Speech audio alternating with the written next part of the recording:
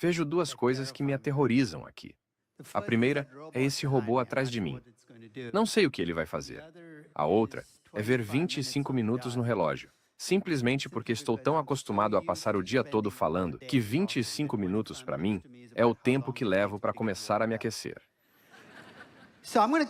Então vou condensar o que planejo dizer hoje, logo no início, para que, se eu não conseguir abordar tudo, você ao menos saia com a mensagem principal.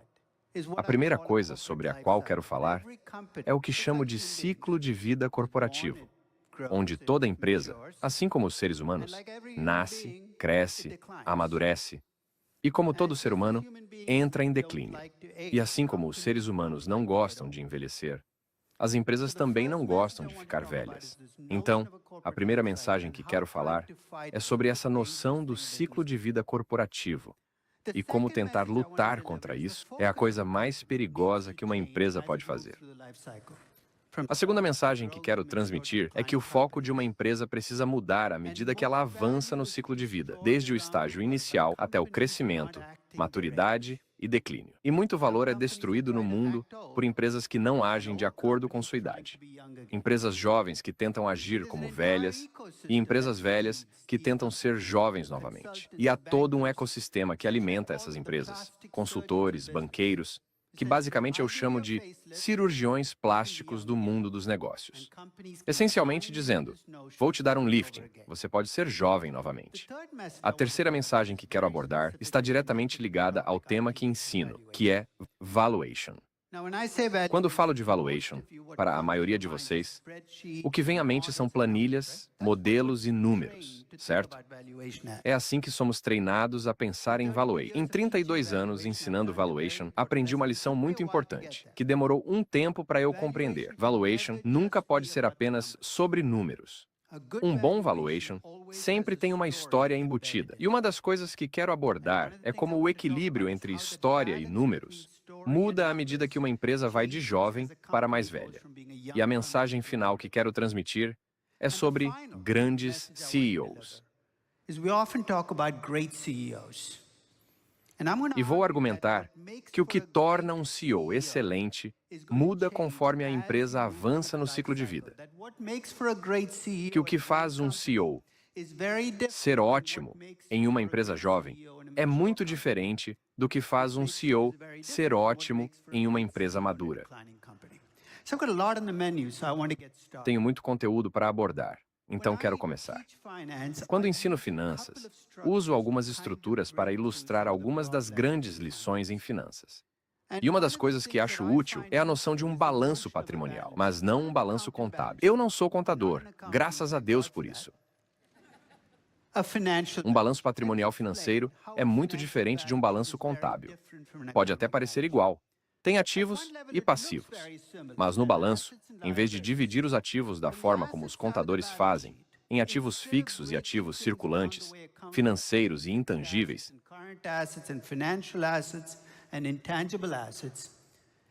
eu divido os ativos de um negócio em ativos em operação, investimentos que a empresa já fez, e em ativos de crescimento.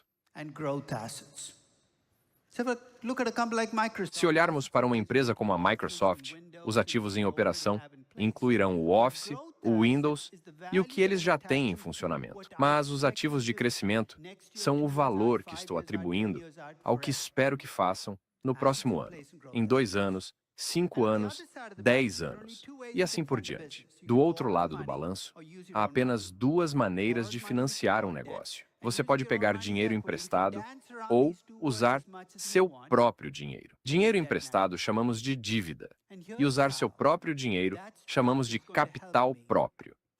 Podemos usar palavras diferentes, mas é dívida e capital próprio.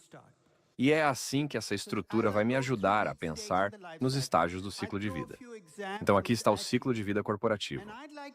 Enquanto passo por cada estágio do ciclo de vida, darei alguns exemplos para você pensar em qual estágio sua empresa se encontra.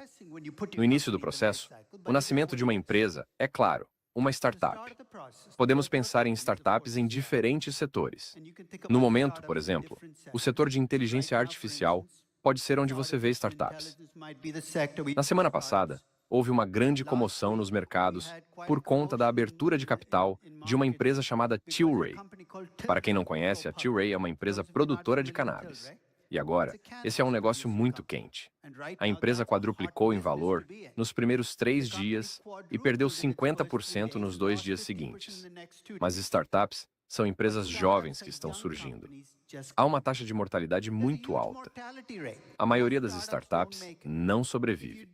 Se você consegue sobreviver ao estágio de startup, você se torna uma empresa em crescimento jovem.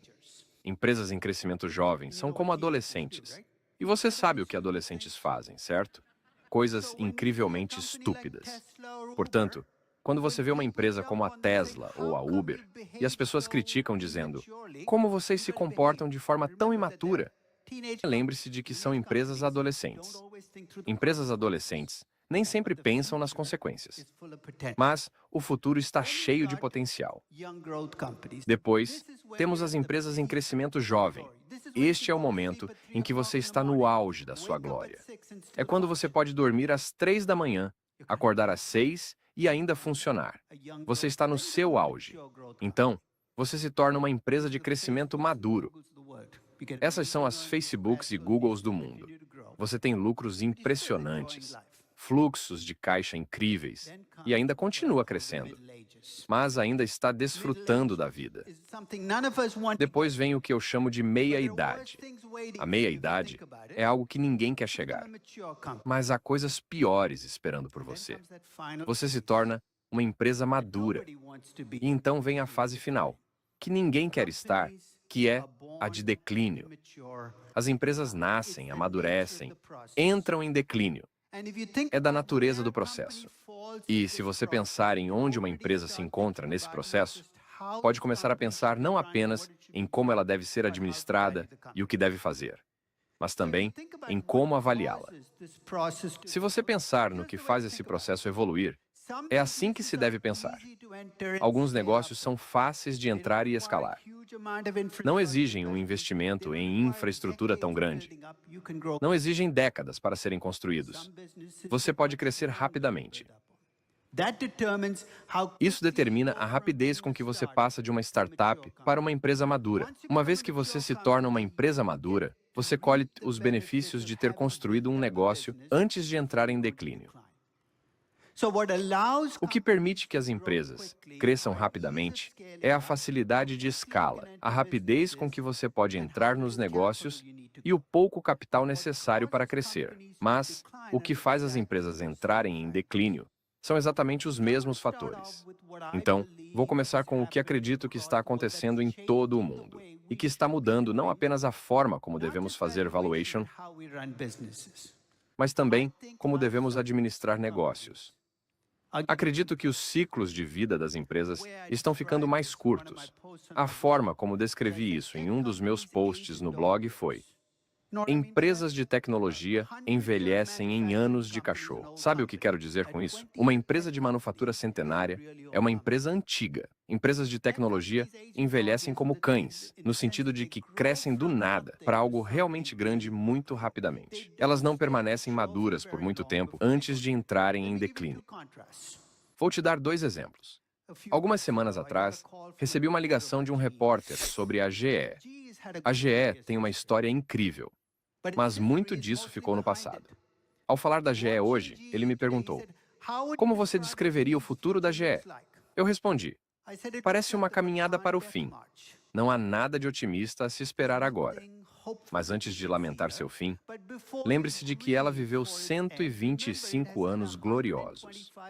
A GE foi fundada no final do século XIX, cresceu durante grande parte do século XX, mudou a forma como os americanos usavam eletrodomésticos e se tornou um dos maiores conglomerados da história antes de começar a cair. Foram 125 anos. Em contraste, olhe para o Yahoo. Empresa fundada no início da década de 1990, muito rapidamente, tornou-se uma empresa de 100 bilhões de dólares em 7 a 8 anos. O que levou a GE 50 anos para fazer, o Yahoo fez em 7 anos. Ela permaneceu como uma empresa madura por cerca de 7 anos antes de entrar em declínio. E agora tudo o que resta é uma empresa morta-viva. Quase não sobrou nada. Eu me lembro que há uns 4 anos atrás, estava fazendo valuation do Yahoo e, inicialmente, avaliei o seu negócio básico, que era um mecanismo de busca que ninguém mais usa, um programa de e-mail que ninguém mais utiliza. E, essencialmente, mesmo em seus melhores dias, você poderia dizer que valia de 3 a 4 bilhões. A empresa, é claro, estava sendo negociada a cerca de 40 bilhões. Sabe por quê? Eles tinham duas grandes participações acionárias. Uma participação de 21% na Alibaba, que valia cerca de 30 bilhões, e uma participação de 35% na Yahoo Japão. Por algum motivo, os japoneses ainda parecem buscar coisas no Yahoo. Não me pergunte por quê.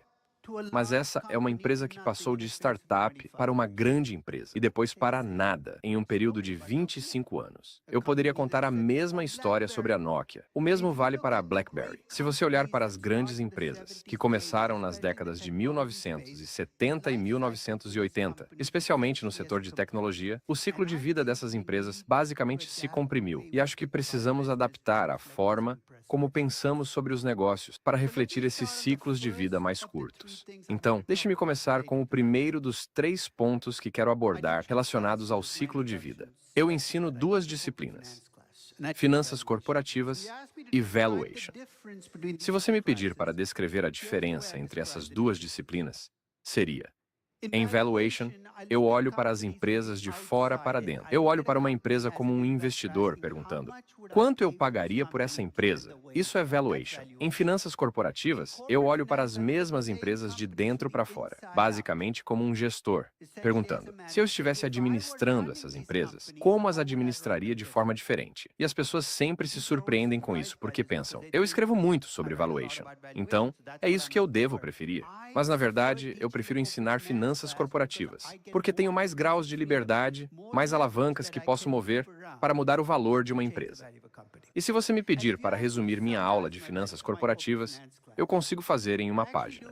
Isso é tudo o que você precisa saber sobre finanças corporativas se nunca fez uma aula. Há 3 princípios ou decisões básicas que conduzem os negócios. Decisão de investimento, onde você decide em quais projetos investir, quais ativos adquirir. A regra aqui é muito simples: invista em projetos que geram mais do que sua taxa mínima de retorno aceitável. Essa é a regra básica. Ou seja, o princípio do investimento é: tome boas decisões de investimento. Financie esses investimentos da melhor forma. Lembra que eu disse que havia 2 formas de se financiar um negócio? Uma é pegar dinheiro emprestado e a outra é usar capital próprio. Encontre a combinação de dívida e capital próprio que minimize seu custo de capital. Find the mix of debt and equity that minimizes your hurdle rate. It's better to have an 8% hurdle É melhor rate ter um custo de capital de 8% do que de 10%. E há um terceiro princípio, chama-se princípio de dividendos, que diz que se você não consegue encontrar investimentos que atinjam sua taxa de retorno, devolva o dinheiro aos donos do negócio. Deixe que eles encontrem um lugar melhor para investir. 3 princípios: investimento, financiamento e dividendos. Todo negócio deve tomar essas decisões. Agora vamos pensar em como o foco de um negócio muda dependendo de onde você está no ciclo de vida. Quando você é uma startup, a única decisão na qual você realmente deve gastar seu tempo é a decisão de investimento. E eu explico o porquê. Quanto dinheiro uma startup jovem pode se dar ao luxo de tomar emprestado? A resposta é: nenhum. Você não deveria pegar dinheiro emprestado. Quando você pega dinheiro emprestado, tem que fazer pagamentos de juros. Esses pagamentos de juros não podem ser feitos com potencial. Você pode tentar. Você pode ir ao banco e dizer: eu tenho muito potencial, posso pagar com potencial? Não funciona. E se você me perguntar: quanto posso pagar em dividendos? Que dividendos? Você é uma startup jovem. Você não tem dinheiro disponível para pagar dividendos. Tudo o que você faz como uma startup é baseado em fazer bons investimentos. Você precisa construir esses ativos de crescimento. Conforme as empresas amadurecem, elas podem começar a pensar no princípio de financiamento. A pergunta é: qual é a melhor combinação de dívida e capital próprio para mim como empresa? A parte financeira do negócio nesse estágio assume um papel maior. Nas empresas em declínio, seu trabalho é devolver dinheiro aos proprietários. O foco muda neste estágio. Empresas jovens devem focar nos investimentos. Empresas maduras podem pensar em mix de financiamento. Empresas em declínio devem pensar nos dividendos. Declining companies should be thinking about dividends. Lembre-se de que, no início da sessão, eu disse que um dos meus maiores problemas com empresas é que elas se recusam a agir de acordo com a sua idade. Eu diria que é como alguém de 50 anos tentando se vestir como adolescente. Não é apropriado, mas muitas empresas tentam agir como idades que não são adequadas para elas. Vou dar um exemplo. Eu não entendo quando uma empresa jovem que sai e pega dinheiro emprestado. Se você é uma empresa jovem, colocaria todo o seu futuro em risco tomando dinheiro emprestado? Eu acompanho a Tesla faz um tempo, simplesmente porque ela fascina como empresa. É bom ter um CEO que está constantemente jogando lenha na fogueira, fazendo ela subir mais. Mas há 2 anos, a Tesla saiu e tomou emprestado 5 bilhões de dólares. E eu nunca entendi isso. Por que uma empresa como a Tesla, que é uma empresa que está perdendo dinheiro, deveria estar focada em construir o negócio, saiu e tomou dinheiro emprestado? Empresas jovens que pegam dinheiro emprestado, eu não entendo. Empresas maduras que tentam voltar a ser jovens, eu não entendo. Empresas em declínio que tentam se reinventar como empresas maduras, eu não entendo. E no processo destroem valor porque estão tentando ser algo que não podem ser. Então, da próxima vez que você vir uma empresa fazendo algo grande, como uma aquisição, pergunte-se: por quê? Por que queremos ser jovens novamente? A analogia que dou é que você está tentando ser algo que realmente não pode tentar ser. A Walmart comprou a Flipkart. A Flipkart é uma empresa de varejo online indiana, uma empresa que é uma máquina de queimar dinheiro, que vem queimando dinheiro há 10 anos sem parar. A Walmart pagou 21 bilhões de dólares. Eu chamei isso do Botox mais caro da história, porque foi exatamente isso, uma despesa de 21 bilhões de dólares. Por quê? Porque a Walmart quer ser jovem novamente. E como todo Botox, a gravidade faz seu trabalho. E daqui a 3 anos, a Walmart estará se perguntando: o que podemos fazer a seguir? Mas é aí que o ecossistema entra em ação. E esse ecossistema inclui muito do que ouvimos sobre gestão. Reestruture-se, reinvente-se, inove. Isso é tudo bom. Mas se você é um consultor ou um banqueiro, você quer empresas que querem parecer mais jovens. Porque você pode dizer a elas: se você fizer isso, ficará jovem de novo. Então, quando as empresas se recusam a agir de acordo com a sua idade, os investidores pagam o preço. O que me leva ao lado do fluxo de caixa dessa equação. Se você é uma empresa jovem, lembre-se de que você está construindo um negócio, investindo muito, e muitas vezes está perdendo dinheiro porque está construindo o negócio. Você tende a ter fluxos de caixa negativos. Há uma noção chamada de queima de caixa. Os investidores às vezes dizem: ei, essa empresa está queimando dinheiro. Por si só, não há nada de errado com a queima de caixa. Se você é uma empresa jovem, queimar caixa é uma característica, não um defeito, para empresas jovens. Porque elas precisam queimar caixa para se estabelecer. Então você tem que passar por esse processo de queima de caixa. Mas se você é um bom negócio, em algum momento, essa queima de caixa tem que parar. Você precisa começar a gerar fluxos de caixa positivos. E não estou sendo apenas antiquado aqui. Isso tem sido a base dos negócios desde que os negócios existem. Não é que você precise ganhar dinheiro desde o início, mas eventualmente você precisa ganhar dinheiro. Então, ao olhar para um negócio, uma das formas de identificar onde uma empresa está no ciclo de vida é olhar para os seus fluxos de caixa. Na semana passada, eu avaliei a Amazon, e esta é uma empresa que, para mim, é a mais difícil do mundo de avaliar. E a razão é que eu não tenho certeza de qual é o negócio dela. Eu costumava pensar que a Amazon era uma empresa de varejo. Já desisti dessa ideia. Na verdade, eu costumava chamar a Amazon de minha empresa do campo dos sonhos. Você já assistiu ao filme Campo dos Sonhos? Lembra da frase naquele filme que todo mundo sai do filme ainda lembrando? Se construirmos, eles virão. Esse era o tema da Amazon, certo? Se construirmos, virão as receitas e os lucros.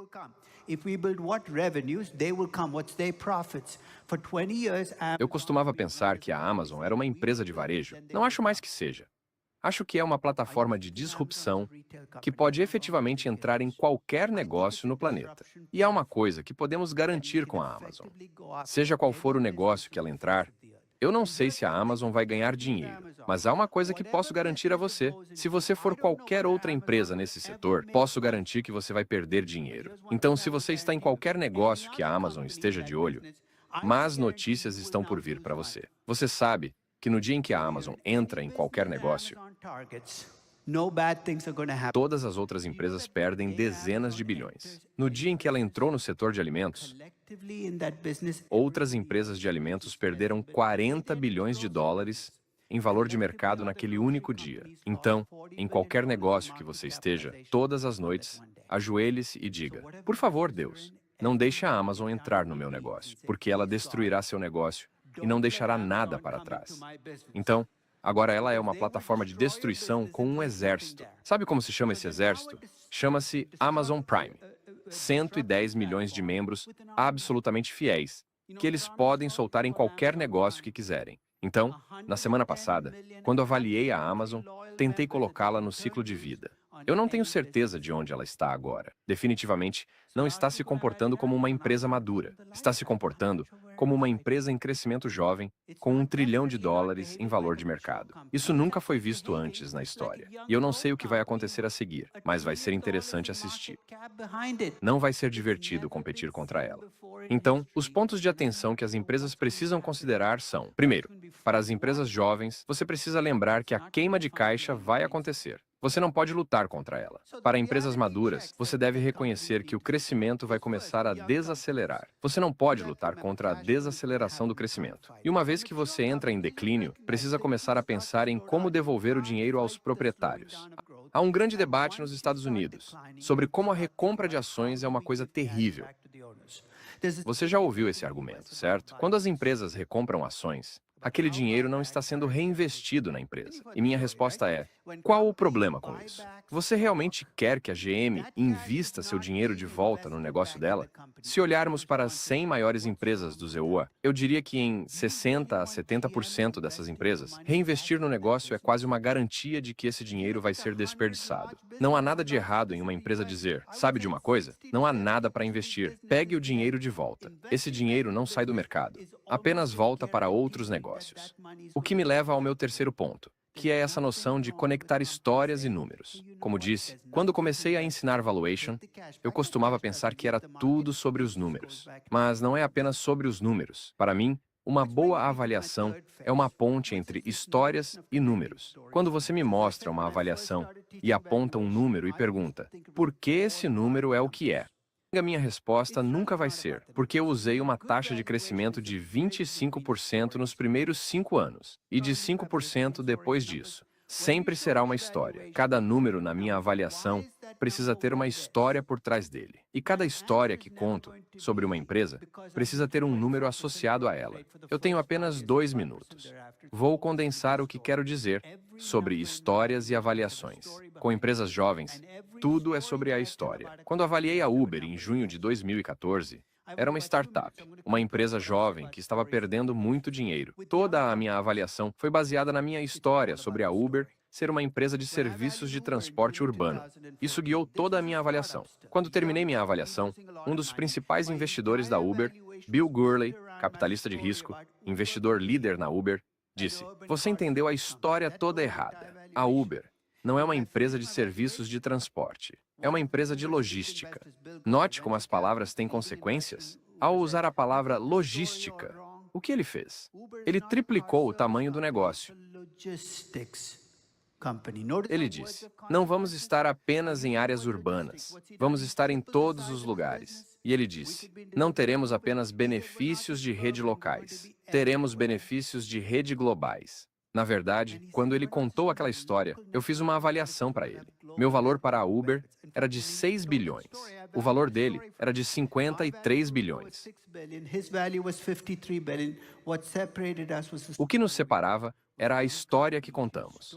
Então, se você é um fundador, as palavras que usa para descrever seu negócio podem significar a diferença entre uma avaliação de 6 bilhões e uma avaliação de 53 bilhões. Com empresas maduras, são os números que determinam sua avaliação, porque é como estar no capítulo 34 de um livro de 35 capítulos. Não posso reinventar os personagens. Então, se estou avaliando a Coca-Cola, não posso torná-la uma empresa de tecnologia jovem e dar todas essas coisas legais. Quanto mais velha a empresa fica, mais os números guiam a avaliação. O que me leva ao meu tema final. Sabe qual é o CEO certo para uma empresa? Se você é uma startup jovem, quem você quer como CEO? Steve, the visionary. Você quer Steve, o visionário. You want the storyteller. Você quer o contador de histórias.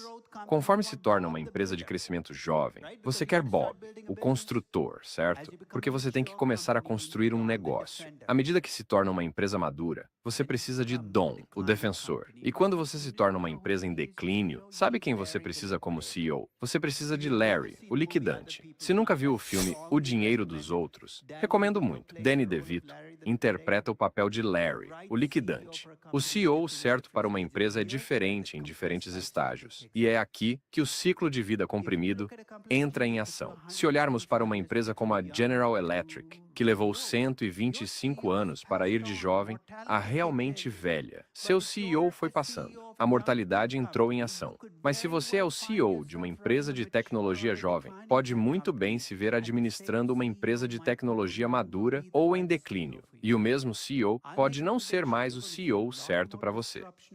Vou fazer uma previsão. Veremos muito mais disrupção na gestão, porque os ciclos de vida foram comprimidos. Você já está vendo isso acontecer com a Tesla, certo? Elon Musk era o CEO certo para construir a empresa. Absolutamente. É um cara de visão. Mas ele é o CEO certo para construir uma empresa automobilística? Não tenho certeza. E isso é algo que enfrentaremos em muitas empresas. Grandes fundadores, de repente, não sendo CEOs adequados para os tipos de empresas que essas empresas são. Então, acostume-se a muito mais emoção nessa área. Mas, se você é o CEO de uma dessas empresas, acostume-se a muito mais emoção internamente. E não vai ser tão divertido. Então, isso é basicamente o que eu queria dizer.